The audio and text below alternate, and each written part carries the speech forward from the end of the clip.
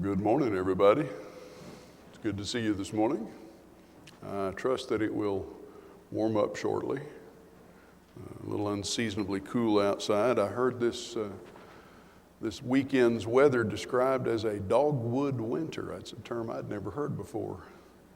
But I did notice as I came in the south entrance to the parking lot, there is actually frost on the roof of the church building in spots. So I guess it got pretty chilly last night, which probably accounts for the temperature in here.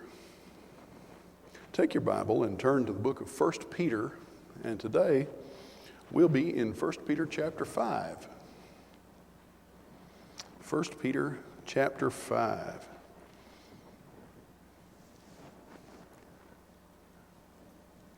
Notice, if you will, that Peter begins this chapter. Of course, Peter didn't divide the book into chapters. They are the words are in paragraph form in the original Greek. But this chapter begins with a connective conjunction. Therefore, or so, I exhort the elders among you. Now,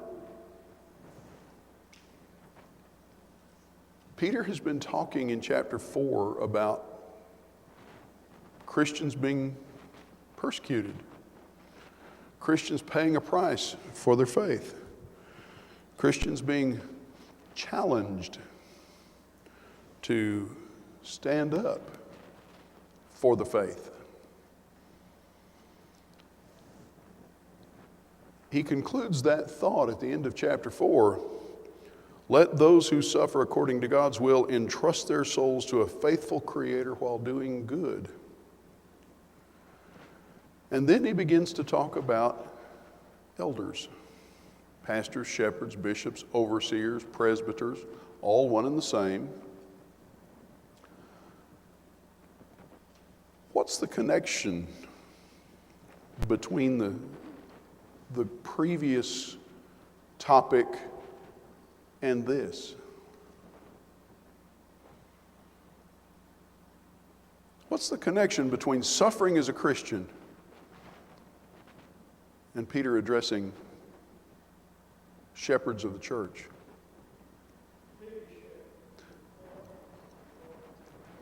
Okay, leadership's important when you're going through trials.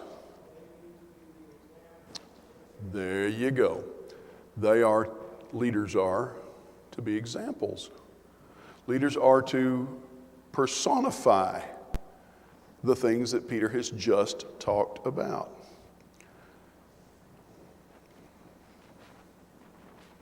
Now, the word elder appears repeatedly through the New Testament in the context of leaders, overseers, shepherds of the congregation, synonymous with the word bishop in chapter 1 and verse 7, and also in 1 Timothy chapter 3.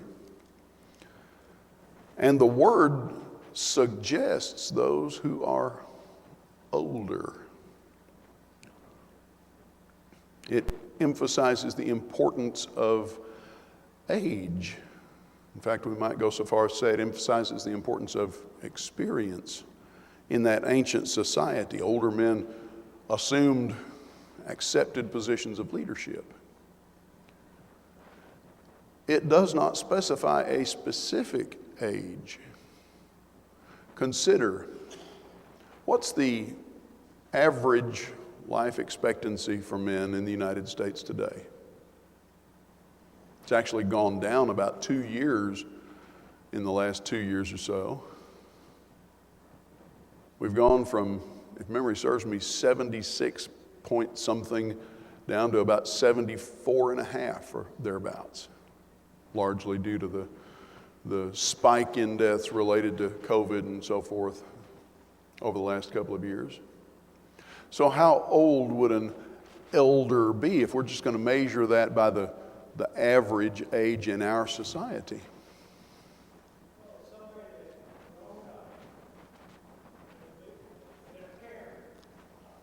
Right. All those other things that Paul talks about, yes. Right? Okay. There's the thing that I really wanted to come around to. Hugh points out all the things that Paul had emphasized, old enough that he is a father, that he has believing children, and so forth. And then not a rookie, not a novice.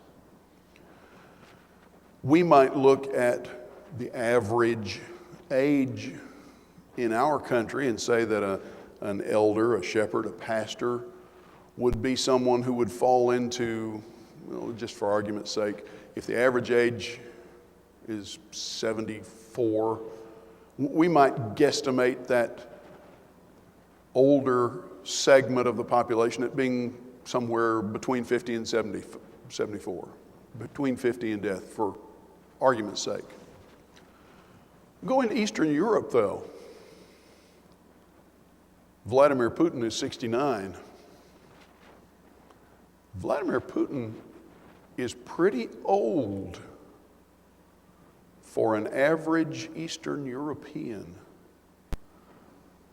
The average lifespan for a man in Eastern Europe is not in the 70s. It's in the 60s. Stress, health care, all of those things, lifestyle choices, environment, all of those things combine to make for an average shorter lifespan. Well, do we set the dial back a little bit then? What about in the Middle Ages or in the era of Shakespeare? You know, Shakespeare once described an old man, aged man, as being about 45. Of course, they also married at 13, 14, 15 in those days and had a house full of kids by 20, but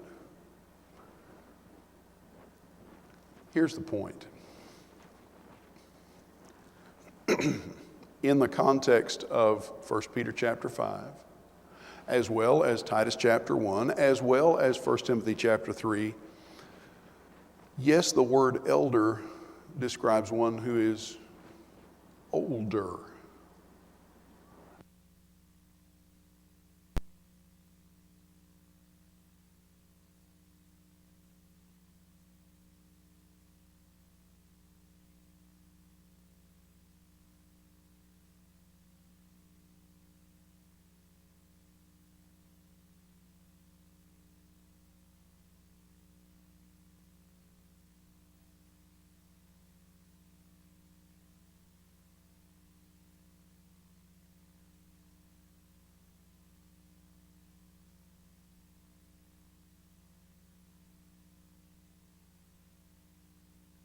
I suspected Wednesday night that this thing was dying, but then it didn't.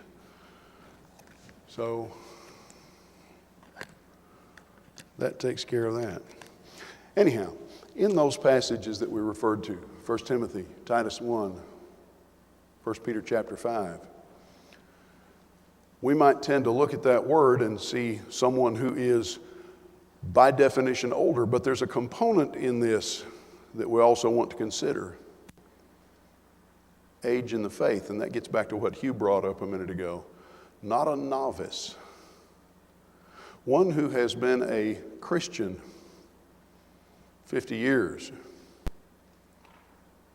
is presumably far more aged in the faith, more mature in the faith than one who's been a Christian 10 years. That man who is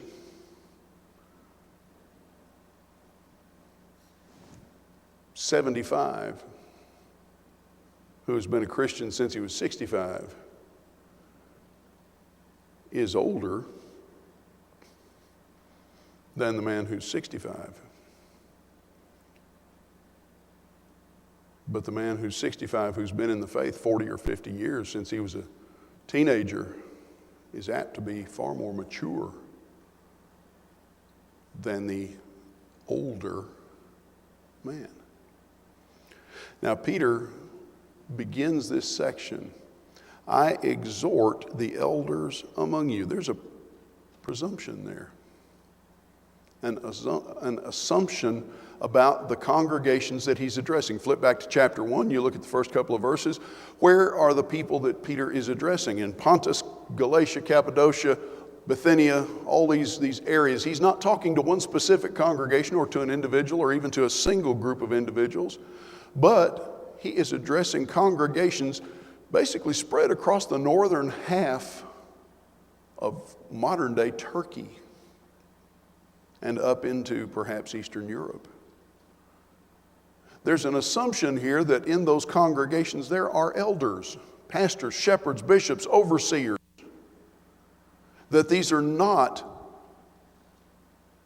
immature congregations, but that these are congregations that have mature, responsible, godly leadership. They're organized as God has intended. And so he says, I'm writing to encourage you. Go ahead, Hugh. Don't we have to realize that Christianity is not the Hebrew nation? In the Hebrew nation, Jewish faith, they had elders also. And there were certain qualifications being elders in the Jewish faith. So eldership is not really a new term per se. It's not a new calling, but it is different. And when we look at it today, sometimes you made a comment, you could have a 40 or 50-year-old that's more knowledgeable and more apt to be an elder than a 75-year-old. But there's a sweet spot, I think, in age where you have lived through life, you've been challenged, Where you've had experience that the other has not. grown in a lot of faith. I mean, we sometimes put the most successful people, the financially outward people, as leaders in a congregation, whereas people that have had to work and struggle. Point well taken there. In past generations, we have sometimes utilized as elders men who were not qualified biblically, but men who, in our estimation, were successful, effective in worldly terms. Now, going back to something Hugh said, he's correct. This term elder is not something new, either biblically or historically. In Judaism, there were the elders of the people. Now, that was typically the heads of clans, the heads of families, heads of tribes even, back in ancient times. Those were the older men, the leaders within communities, towns, cities, and so forth, in more modern times.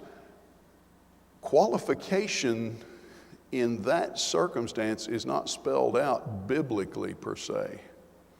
There is an acknowledgement in the Old Testament that these individuals were the elders of Israel, but for what it's worth, that was true also in pagan societies. They had their leadership as well, and they were not the young men.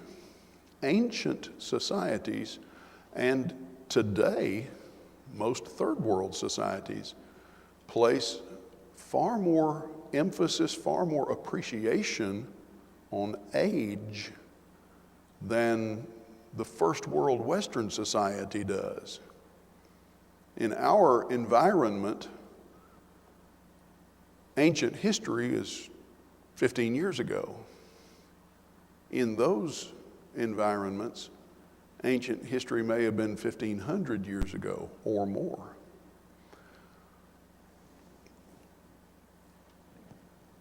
Elders, as we're talking about here, are not simply those who are older. Age enters into it. But when Peter speaks to these individuals, remember what group of men he's addressing. Paul in Acts chapter 20 says to the Ephesian elders, those shepherds of the church in Ephesus, take the oversight of the church, the congregation over which the Holy Spirit has made you overseers. Here's the difference between those aged men who were the shapers and influencers in Israel or in ancient pagan societies and those who have responsibility in the Lord's church.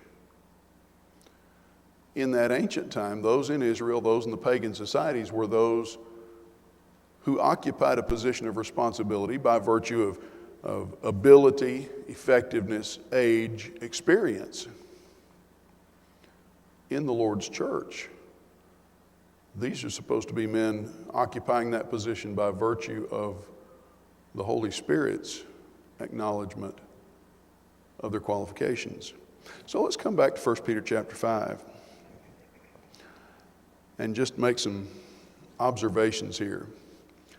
I exhort the elders among you. I want to encourage those who are among you. There's a presumption that these congregations have been established long enough, that they have been in existence long enough, that the Christians have grown sufficiently, that there are men who are mature enough in the faith to meet the qualifications that Paul had laid down, for example, by inspiration in 1 Timothy chapter 3 and Titus chapter 1. These are congregations that have matured to the point that they can have godly shepherds.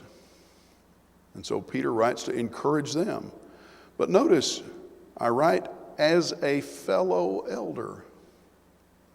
Now, imagine, we don't know where Peter is living at this point, whether it's Jerusalem or elsewhere. Wherever he is, though, he's an elder in the church, a shepherd, an overseer. Imagine, if you will, trying to serve as a fellow shepherd with an apostle. That might seem somewhat intimidating. And yet, notice how Peter describes himself. Fellow elder. There's an implication there in that relationship. Peter could not serve as head elder, even though he's an apostle. Two entirely different roles. He's not in a position where he can pull rank, so to speak, over his fellow elders and say, well, I know y'all want to do this or that, but I'm going to take my elder hat off and put my apostle hat on and say, in the congregation here, no, we're not going to do that. Think about the difference between Peter's role as an elder and as an apostle. They're both shepherds, you're right. But as an apostle, to whom do Peter's words apply? They apply to every Christian. They're not limited or bound. Go ahead, David. Ruling, not apostle. Peter's words as an apostle are not limited to the local congregation. What Peter says and does in the capacity of a fellow elder falls within the boundaries of that local body. So I exhort you as a fellow elder and a witness of the sufferings of Christ. Well, Peter's not the only witness of the sufferings of Christ, and the apostles were not the only witnesses. And so he's not in that statement either elevating himself above anybody. He's simply acknowledging that he has been around a while.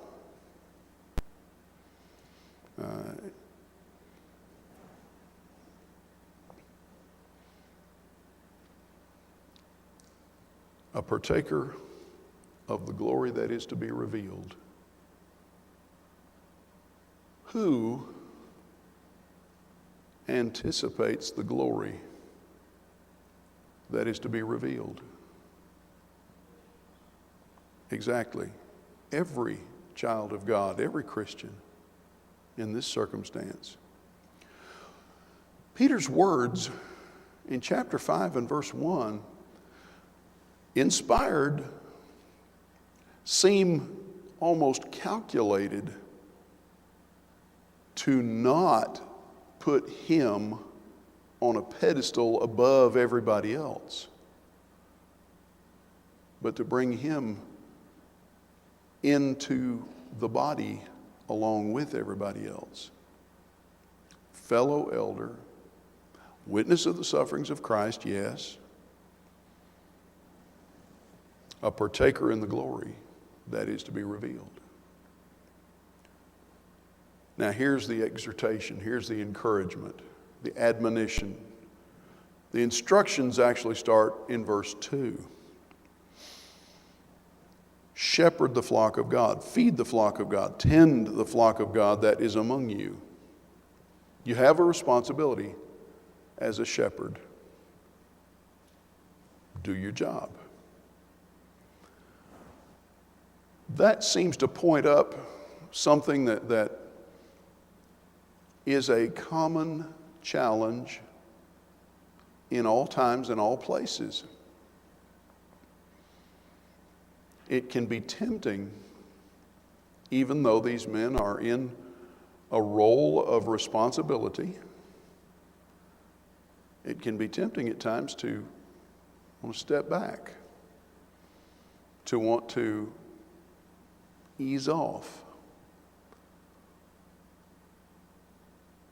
If you get pushback, folks tend to respond in one of two ways to resistance, to pushback. And when you're trying to care for the souls of individuals and you get that kind of pushback, what's one of the two common responses? Back off. Okay, you don't want to do what's right, that's on you.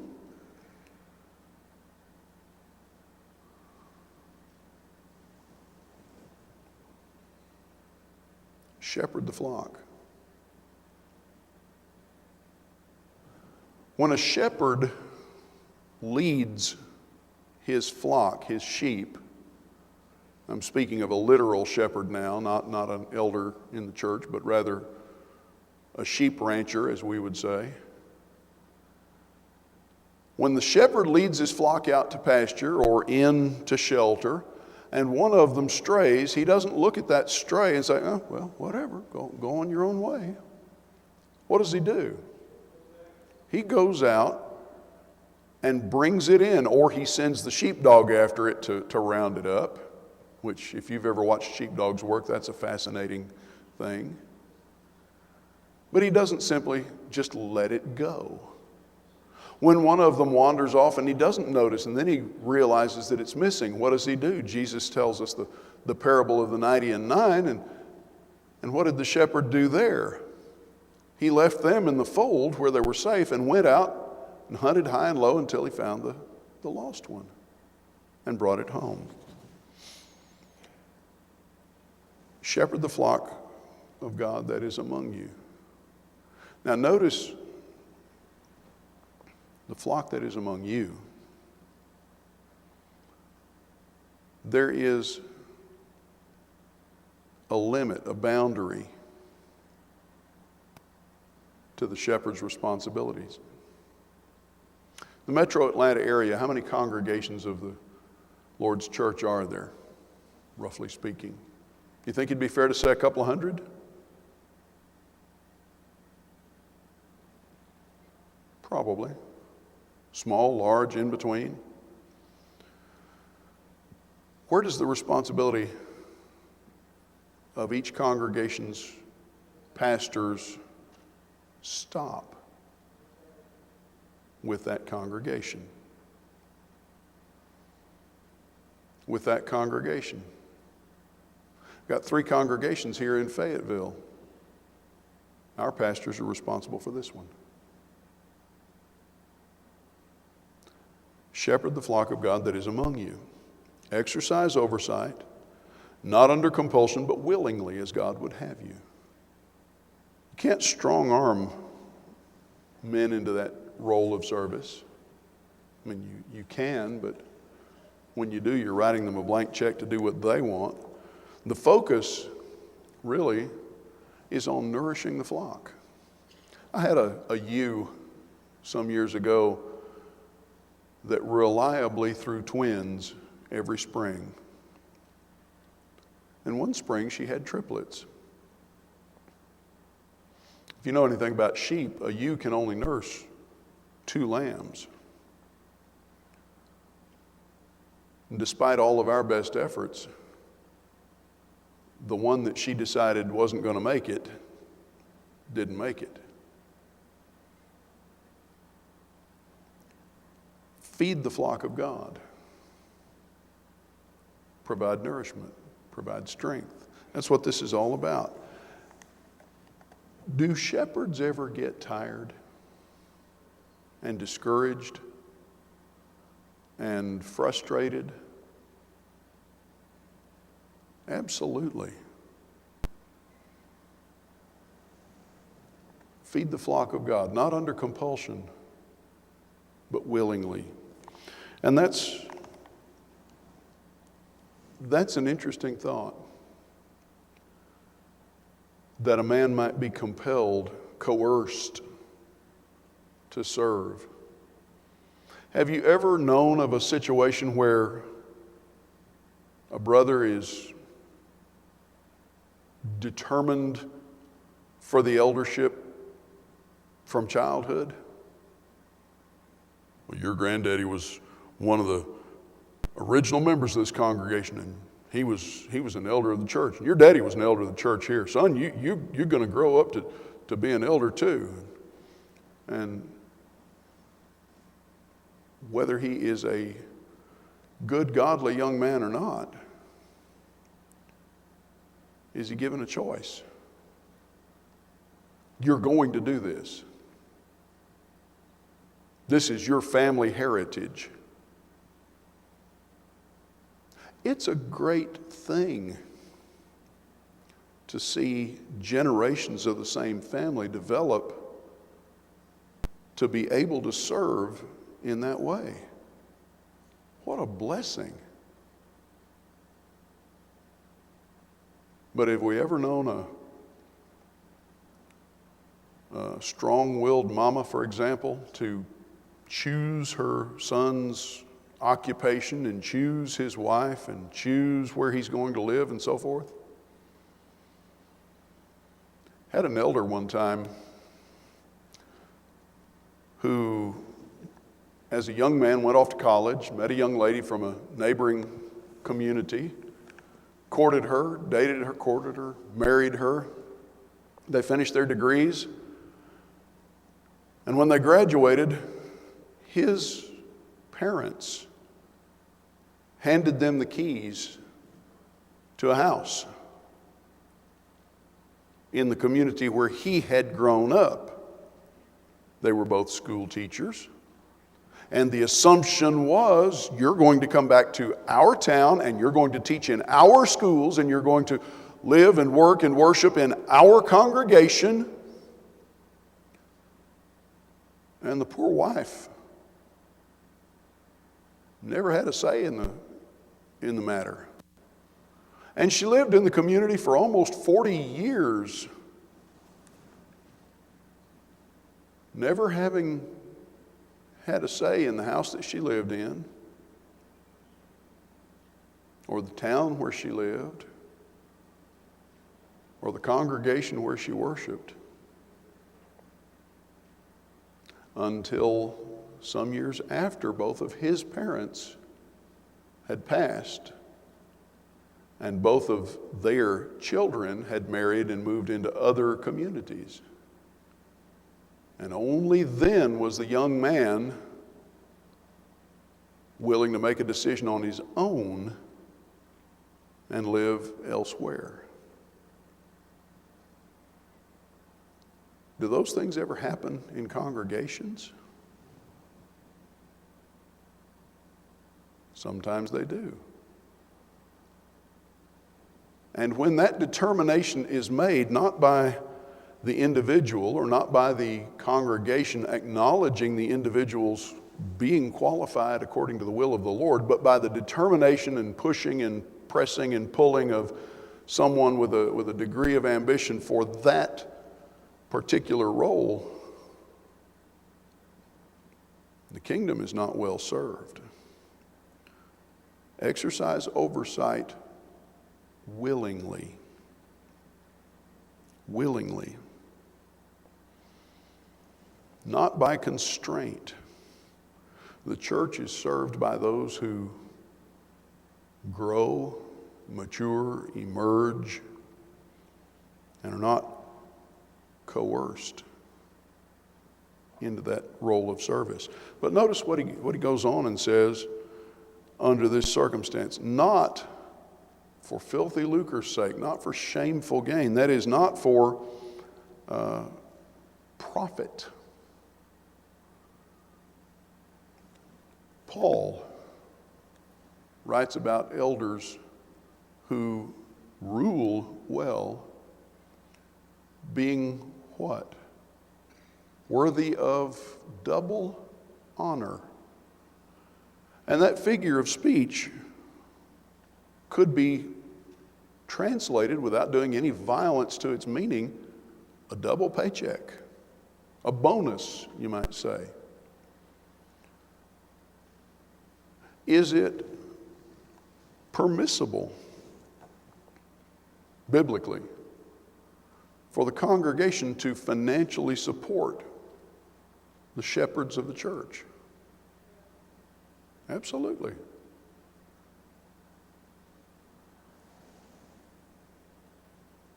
But there is the potential in that for temptation to appeal for more. Who typically, I'm not asking about a specific congregation, I'm not making reference to the congregation here specifically, but in the average congregation, who typically has responsibility for the church's funds?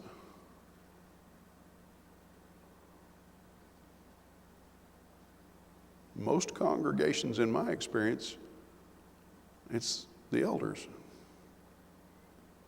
It may be in conjunction with deacons in some circumstances. It may be that there is a particular brother designated to be the bookkeeper or what have you. But generally speaking, it's the shepherds. There has never in the history of the church ever been a congregation where an elder misappropriated funds, has there? Now, you know I'm being sarcastic. Temptation is real, and that can affect a brother in this circumstance just as well as anybody else. The motive should never be the income. One of the wise examples to which we ought to pay more attention than perhaps we do from the Old Testament is that the Levites, the priests, and bear in mind that every child of God in the Lord's church is supposed to be a priest. If you want to be gender specific, a priest or priestess, but generically speaking, a priest. In ancient Israel, the Levites and the priests were the teachers, the intercessors for the people. But even the priests only served in the temple once a year. Twice in the original setup, but then there were enough of them that it was only once a year. Later, by the time of the first century, it may have been once in a lifetime that they would actually, their number, so to speak, would be called up, and they would serve in the temple proper. What did they do with the rest of their time?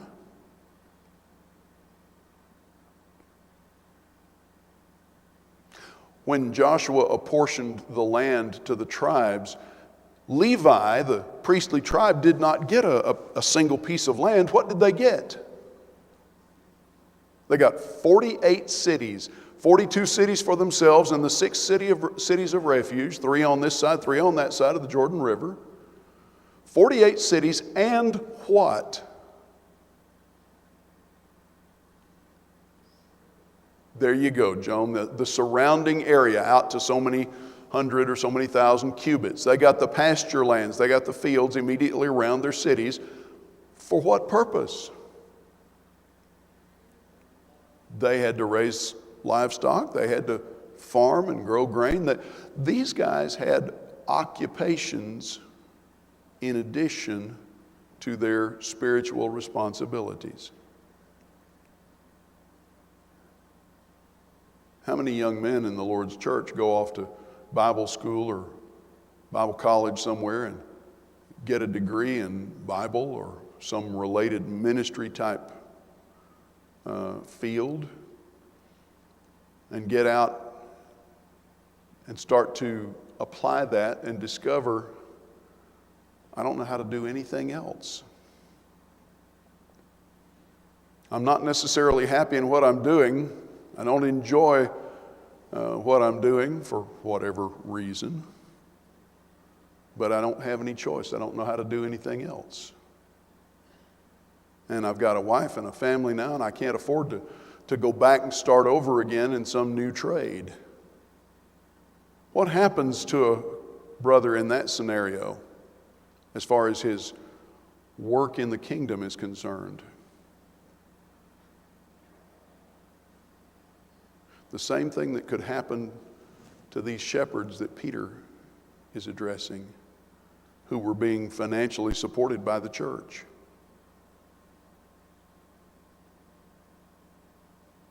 Have you ever worked at a job that's just a job?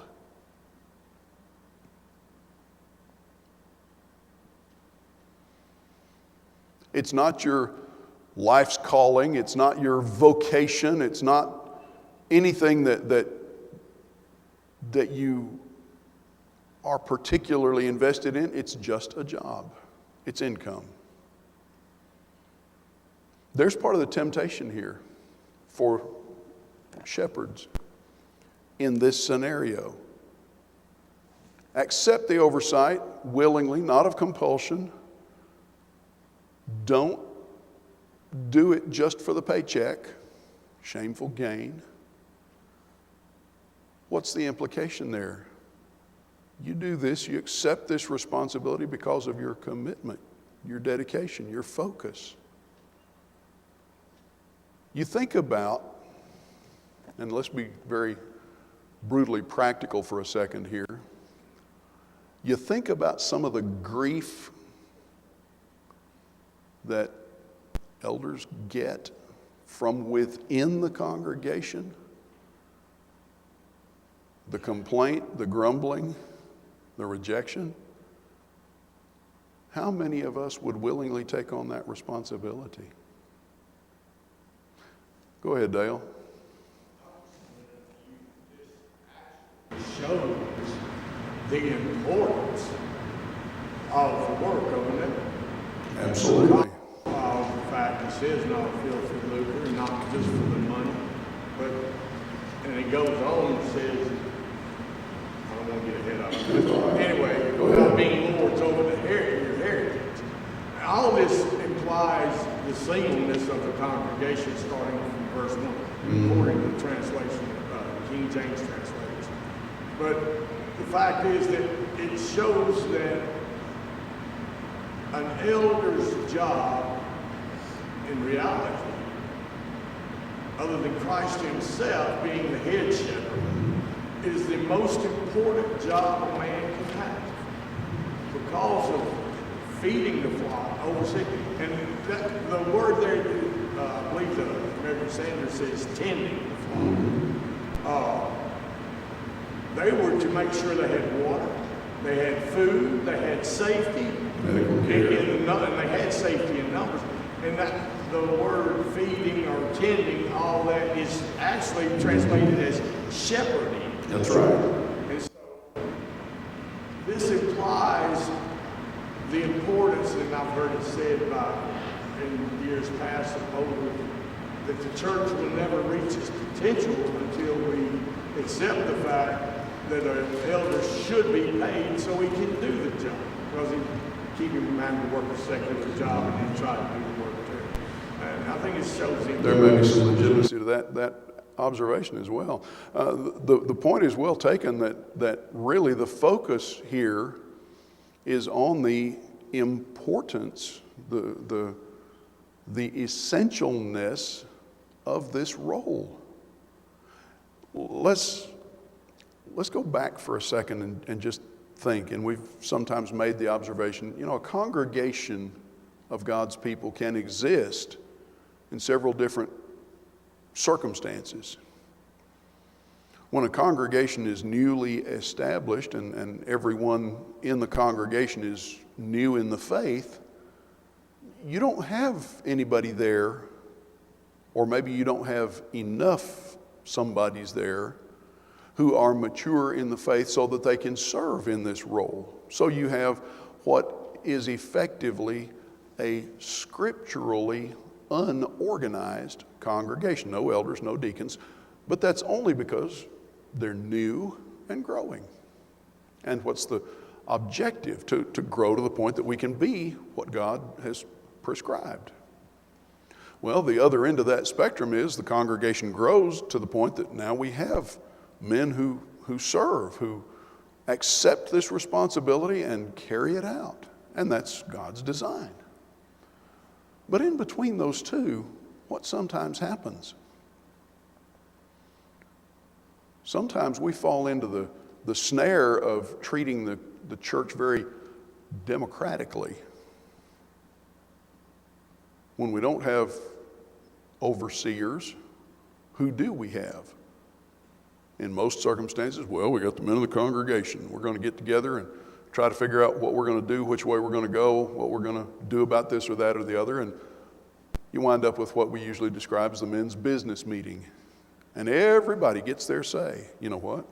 One of the temptations is some folks like to have their say. And if we grow to the point that we appoint elders, I might not get to have my say anymore. I might not get to influence the way things go anymore. So I'm going to resist that. I'm going to throw up roadblocks and object and try to prevent that happening so that I can continue to have a voice and things go my way. What's the problem with my way? It's not God's way. Even if the two are parallel, it's not God's way. Because what's directing it is me and my wants, not God's. When Peter emphasizes here this role and these responsibilities, he is emphasizing just how important this is. And this is God's design. Now, we may look at it and say, well, I think that this or that way would be better. Number one, when you start to critique God's plan, you really ought to back off and take a hard look at what you think is better. But number two, for argument's sake, let's just assume, I've got a better way. Guess what? I'm not in charge. God is. So even if I have a better way, that doesn't matter. And it's not better. So, accept this responsibility willingly, or don't accept it. Not just for the paycheck. Notice what else he says. Not domineering over those in your charge, not lording it over them. You ever known somebody that wanted to be boss just because they want to be the boss? Had a young man in the congregation where I lived some years ago who went to college. And his father strongly urged him You need to join the ROTC while you're there. You're headed for a military career. That's what you said you want to do. It's better to be an officer than it is to be enlisted. If you're going to be in there, be the guy in charge. Well, he did. He's a judge advocate general in the Army now, or Air Force actually, I think. But the father's perspective, having been an enlisted man, was a big part of shaping the young man's direction. If you're going to be there, it's better to be the guy in charge, the guy giving orders, than to be the guy taking orders. That's not bad in the military. But sometimes in the church, we fall into the snare of wanting to be the guy giving the orders instead of the guy taking them. And that's not what being an elder is all about. It's not about being the boss. It's about being an example in submission to the Lord. Hugh? Likewise, it's a balancing act. It is, I think absolutely. what Peter's telling the congregations or us, I guess I go down to us. Absolutely. It's a balancing act. People appointed or selected or that are going to lead, and it's their responsibility to oversee. I've only been here 50 years as a Christian, but it's amazing to me. In the early days, I used to go out with a couple of the elders to visit people that were somewhere on paper. And I was really shocked when I was a young Christian, and he point blank saying, look, you need to clean up your act and you're going to hell. And I said, whoa, that's no way to win friends and influence people. But you know what? It was effective. They did what they had to do. And I don't see, in fact, 45 years ago, it was a very active church. And what I mean by active is the leadership was involved more than meeting once a month, more than, overseeing some finance. They were involved with the spiritual health. And that's, since we move so much, you've seen a lot of different. We saw a whole bunch of I was going to say, you've seen a lot of different models, haven't you? Upon the people, but I think Peter's telling us a very important thing. He's telling men don't get so excited about who you are. And you young men, remember, they're there. Two sides to this. You're correct in one respect. Two sides to this. Don't be too excited about this in the sense of, woohoo, I get to be somebody in charge. The other side of that is, take the responsibility seriously and carry it out. I hear that our classes have dismissed. We'll pick up then at verse 5 next time and move forward. Let me just point your thoughts, though, to verse 4.